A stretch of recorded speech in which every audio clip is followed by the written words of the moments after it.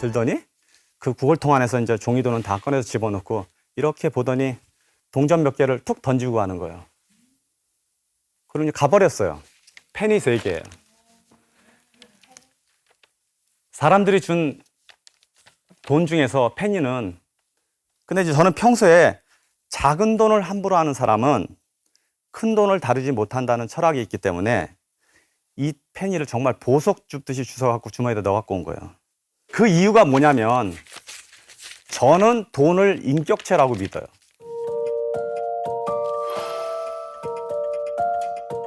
이게 돈은 사람처럼 감정과 사고와 의지를 지닌 인격체라고 받아들입니다. 그리고 이렇게 말하면 사람들이 되게 의아해요. 당연하지만 인격체라는 거는 이게 스스로 생각을 하고 자아를 갖고 있다는 얘기잖아요. 돈이 그럴까요? 돈은 사실 스스로 움직이지도 않고 생각하지도 않고 단지 숫자에 적힌 종이일 뿐이에요. 생각해보면 비즈니스 세계에서도 지금 우리가 법인이라고 한단 말이에요. 회사를 갖다가 보통 이제 회사가 창립돼서 이게 주식회사나 뭐가 되면 법인이라는 이름을 부르는데 뒤에 인이 사람 인자예요. 그러니까 인격체로 부여하는 거예요. 그래서 법인도 실제로 사람과 동일하게 현실 세계에서는 하나의 인격체로 구분을 합니다. 그래서 법인이 여러분을 소송하기도 하고 소송의 상대자가 되기도 하고 이래요.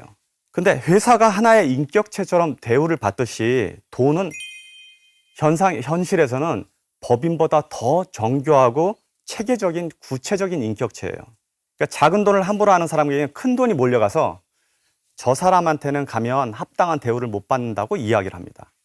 그리고 합당한 대우를 하는 사람한테 찾아가서 돈들이 거기서 자식을 낳기도 해요. 이 자식은 이자를 말하는 거예요. 돈이라는 것은 인격체가 갖고 있는 품성을 그대로 갖고 있어요. 그래서 돈을 함부로 대하는 사람에겐 돈이 그 사람을 진심으로 대하지 않습니다. 이런 생각을 제 머릿속에다 돈을 대할 때 하고 있는 거예요. 그래서 돈은 감정을 가진 실체라서 실체처럼 느껴야 돼서 사랑하되 지나치면 안 되고 품을 때 품더라도 보낼 땐 보내야 되고 무시하거나 함부로 대하지 말라라는 가르침이에요. 항상 존중하고 감사하라는 얘기죠.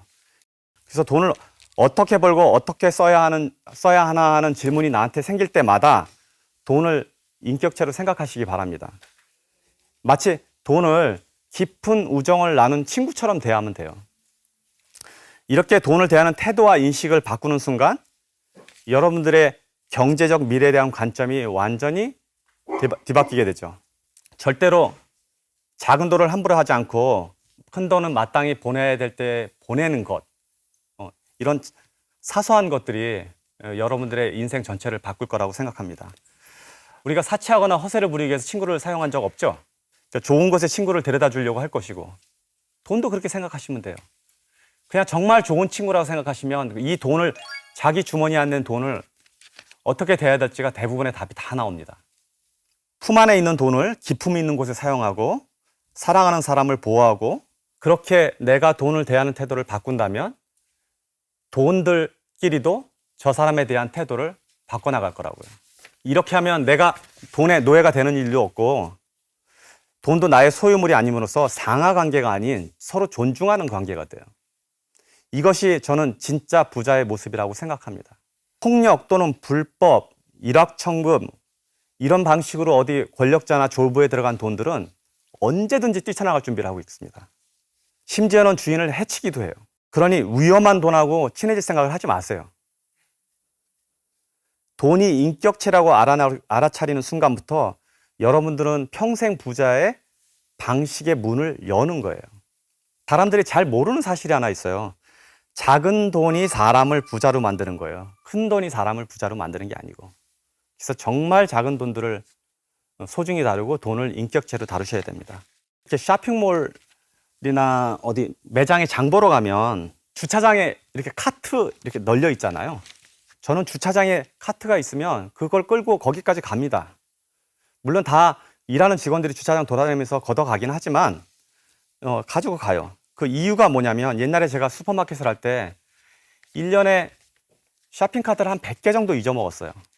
근데 카트 하나가 한 200불 정도 되니까 1년에 2만 불이 그냥 없어지는 거예요. 근데 작은 가게에서 2만 불은 어마어마한 큰 돈이었다고요. 그래서 중고 카트 뭐 경매하면 그거 사러 다니고 그런 일이 있었거든요.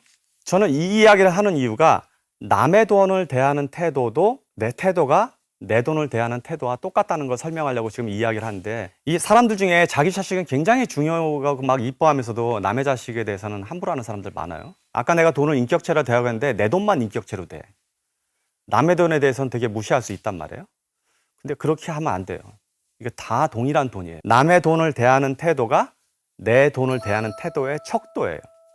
내 돈은 엄청 아끼고 존중하고 하는데 남의 돈을 함부로 하고 함부로 대한다면 이 사람은 실제로는 돈을 존중하는 사람은 아닙니다. 공금, 세비, 회비, 친구 돈, 부모 돈, 이거 모두 다 남의 돈이에요. 남의 돈을 대하는 태도가 내가 진심으로 나의 돈을 대하는 태도와 동일하다고 보셔야 됩니다. 왜냐하면 돈은 서로 다 연결돼 있고 이 돈이 저 돈한테 어떻게 대하는지를 다 서로 비밀 없이 이야기를 하고 있어요. 돈은 교류되고 있기 때문에 돈이거든요. 돈다고 그래서. 그래서 세금이나 공금 같은 공공자산이라도 이를 함부로 하는 사람들은 자기 자신의 돈도 역시 함부로 하고 있다는 걸 알아야 돼요. 저는 그 100% 제 지분으로 되어 있는 회사일지라도 그 회사에 가서 제 매장에서 물건을 사거나 할 때 다 돈을 지불하고 삽니다. 왜 돈 낼까요? 제 건데. 그 물건이 판매되고 매출이 일어나고 매출의 일부들은 그것을 경영하는 경영자들의 이익과 연관돼 있어요. 그러니까 작은 일부는 그 사람 건 거예요. 왜냐하면 실적을 통해서 배당도 하고 아니면은 보너스도 주고 이러기 때문에 내가 그걸 내 임의대로 가져와 버리면 재산을 손실하는 경우가 되잖아요. 그래서 이런 경우일지조차도 매번 제가 직접 지불하고 다 사는 거예요. 이게 이제 미국에서는 되게 일상화되어 있고 자연스러운 일인데 한국에서는 사주나 주인이라고 그러면 이게 자기 거라는 생각이 있단 말이에요. 근데 같이 일하는 사람이 있을 때는 완전히 자기 거는 아닙니다. 제가 여기서 집에까지 오는데 한 30분, 40분 운전하고 왔는데 제가 이 농장을 지금 운영하면서 이 안에 도로 하나 놓는데 도로 하나 뭐 1km, 2km 포장한다 그러면 어마어마한 돈이 들어요. 근데 지금 34마일을 운전하고 왔는데 돈 안 내고 왔습니다. 근데 이 도로에 도대체 얼마나 많은 돈이 들어갔을까요? 얼마나 많은 사람들이 이전에 저보다 세금을 내서 이걸 다 만들어 놨을 거냐고요. 다른 사람의 돈을 사용하고 있는 거잖아요. 그리고 저도 지금 세금을 내고 있어요. 내 돈도 저 안에 들어간 거예요. 이런 식으로 모든 것이 다 연결되어 있다고 이해를 하셔야 돼요. 남의 돈이든 내 돈이든 모두 다 인격체로 존중해 주라는 이야기입니다. 저희 자식을 함부로 하지 않고 남의 자식을 존중할 때 우리 자식도 존중을 받는 것처럼 이렇게 내 돈을 존중하고 남의 돈을 동시에 존중하다 보면 존중을 많이 받는 이 돈들은 저희 안에 들어오게 돼 있어요. 돈을 인격체로 대하는 순간 부자가 되는 첫 번째 문이 여러분들한테 열리는 겁니다.